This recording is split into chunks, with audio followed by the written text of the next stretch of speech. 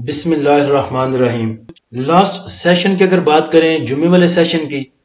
تو انڈیکس کی جو اوپننگ تھی وہ پازیٹیو اوپننگ تھی تقریباً 146 پوائنٹ کے ساتھ۔ اس کے بعد انڈیکس نے آپ کو ہائی لیول دکھایا 79,254 کا، جدھر انڈیکس نے 391 پوائنٹ گین کیے تھے۔ اس کے بعد اگر لو لیول دیکھیں تو وہ 78,917 کا رہا، جدھر انڈیکس کے پاس پازیٹیو میں تقریباً 54 پوائنٹ تھے۔ اس کے بعد اگر کلوزنگ دیکھیں تو وہ 78,897 پر ہے، جدھر انڈیکس نے 34 پوائنٹ گین کیے اور کلوزنگ دی۔ اوورال والیوم کی بات کی جائے تو 141 ملین کے والیوم ٹریڈ ہوئے KSE 100 انڈیکس میں جمعے والے سیشن میں۔ پچھلے ویک کے مقابلے میں اگر بات کریں تو اس پورے سیشن میں جو ویک کا سیشن تھا پورا پچھلے فرائیڈے سے اس فرائیڈے تک کا، تو انڈیکس نے تقریباً 409 پوائنٹ گین کیے ہیں، اور اگر پچھلے 2 ویک میں دیکھا جائے تو انڈیکس نے 722 پوائنٹ گین کیے ہیں۔ اچھی بات یہ ہے کہ انڈیکس جو ہے وہ 79,000 کو ٹچ کر کے اور کلوزنگ جو ہے 78,800 سے اوپر دے رہا ہے، لیکن جو 79,000 کی ریزسٹنس ہے وہ اس سے جو ہے بریک اور سسٹین نہیں ہو رہی۔ تقریباً 4-5 دفعہ یہ کوشش کر چکا ہے۔ یہ جو لاسٹ ویک تھا اس میں تقریباً 4-5 کوسچن مجھے آ چکے ہیں صرف ایک ٹاپک کے ریلیٹڈ،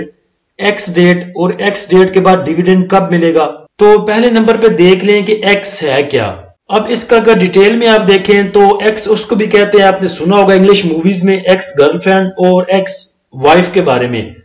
تو ایکس گرل فرینڈ یا ایکس وائف وہ ہوتی ہے جو آپ کے تعلق میں نہیں رہتی، جو پہلے آپ کے ساتھ ریلیشن میں تھی، آپ کی بیوی تھی، بعد میں طلاق ہو چکی، اس کے ساتھ کوئی رشتہ نہیں رہا، تو اس کو ایکس کہا جاتا ہے۔ مجھے جو اس کا سب سے اچھا میننگ لگا وہ یہ ہے کہ یہ لاطینی زبان کا ایک لفظ ہے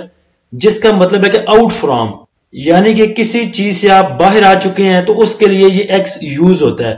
تو میرے خیال سے ایکس ڈیٹ کے لیے یہ جو ہے سب سے موزوں ورڈ ہے، آؤٹ فرام۔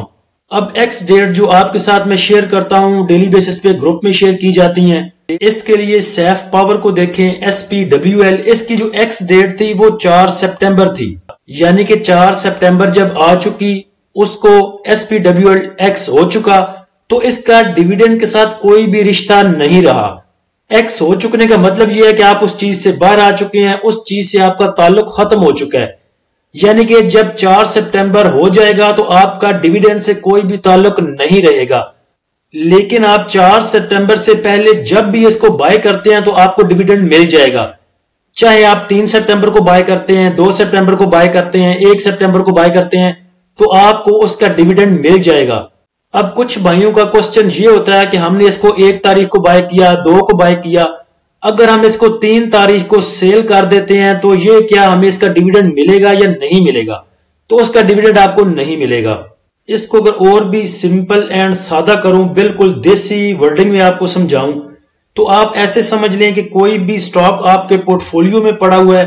اور پورٹ فولیو میں پڑے پڑے جب اس کے ڈیویڈنڈ کی پرائس کم ہو جاتی ہے تو آپ کو وہ ڈیویڈنڈ مل جائے گا۔ یعنی کہ اگر سیف پاور آپ کے پورٹ فولیو میں تھا اور اس کی پرائس چل رہی تھی 20 روپے، اور آپ کے پورٹ فولیو میں پڑے پڑے اس کی پرائس 1 روپیہ 25 پیسے کم ہو گئی، تو سمجھیں وہ ڈیویڈنڈ آپ کو مل جائے گا، اور ایکس ڈیٹ کو اس سٹاک کو آپ بیچ سکتے ہیں۔ اس کو اگر آپ نے اور بھی آسان کرنا ہے تو یہ مائنڈ میں رکھیں کہ کسی بھی سٹاک کی ایکس ڈیٹ سے 1 دن پہلے آپ کو وہ سٹاک خریدنا ہوتا ہے۔ اگر اس کی ایکس ڈیٹ 4 ہے تو 3 کو آپ کو خریدنا ہے، اور اگر 3 کو چھٹی ہے انڈیکس کی، مارکیٹ کی، تو 2 کو آپ نے خریدنا ہے، اور اگر 2 کو بھی چھٹی ہے تو آپ کو 1 کو وہ بائی کرنا پڑے گا۔ یعنی کہ ایکس ڈیٹ سے 1 دن پہلے جو بھی ورکنگ ڈے ہوگا مارکیٹ کا، آپ کو وہ سٹاک بائی کرنا ہوگا۔ جمعے والے سیشن کے اگر ٹاپ ایکٹیو سٹاک دیکھیں تو ان میں WTL، pace, FFL، Qasim, PAEL، symmetry group, synergy, waves, FDPL، KEL۔ جمعے والے سیشن کے اگر ٹاپ پوائنٹ کنٹریبیوٹر سیکٹر دیکھیں تو سیمنٹ سیکٹر میں موو تھی، اچھا موو کیا، 72 پوائنٹ گین کیے۔ اس کے بعد کمرشل بینکس ہیں، اس کے بعد کیبل اینڈ الیکٹرک، اس کے بعد لیدر، اور باقی سب نے تھوڑے تھوڑے سے پوائنٹ گین کیے۔ نیگیٹو سائڈ پہ دیکھیں تو سب سے زیادہ پوائنٹ فرٹیلائزر نے لوز کیے، اس کے بعد فوڈ نے، اور اس کے بعد ٹیکنالوجی سیکٹر نے۔ Top point contributor stock wise اگر دیکھیں تو سیمنٹ سیکٹر میں سب سے زیادہ جو موو تھی وہ کوہارٹ سیمنٹ کی وجہ سے تھی، جس نے گین کیے تقریباً 60 پوائنٹ۔ اس کے بعد پازیٹیو سائڈ پہ ماری، BAFL، MPP، MCB، HBL، لاک، PAEL، ABL، BAHL۔ تو دیکھا جائے تو کمرشل بینکس جو ہیں وہ ٹاپ پوائنٹ گینر میں ہیں۔ نیگیٹو سائڈ پہ دیکھیں تو سب سے زیادہ جو مائنس پوائنٹ ایڈ کیے وہ MEBL نے کیے، اس کے بعد Engro, FFC، HMB، NATF، UBL، پول، TRG، OGDC، PPL۔ جمعے والے سیشن کا فی پی لی پی دیکھیں تو بینکس نے سیلنگ کی 0.21 ملین کی، بروکر کی بائنگ ہے 0.06 ملین کی، کمپنیز کی بائنگ ہے 0.82 ملین کی، فارن کارپوریٹس پروفٹ ٹیکنگ پہ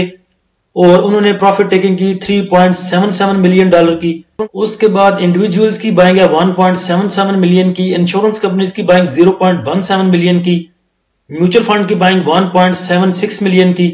MBFC کی سیلنگ 0.01 ملین، ادر آرگنائزیشن کی سیلنگ 0.30 ملین، اوورسیز پاکستانی کی سیلنگ 0.29 ملین ڈالر کی۔ دیکھا جائے تو پروفٹ ٹیکنگ پہ صرف فارن کارپوریٹس ہیں اور باقی ادارے جو آپ کے ہیں وہ بائنگ پہ ہیں۔ کمپنیز کو دیکھ لیں، انشورنس کمپنیز کو دیکھ لیں، میوچل فنڈ کو دیکھ لیں،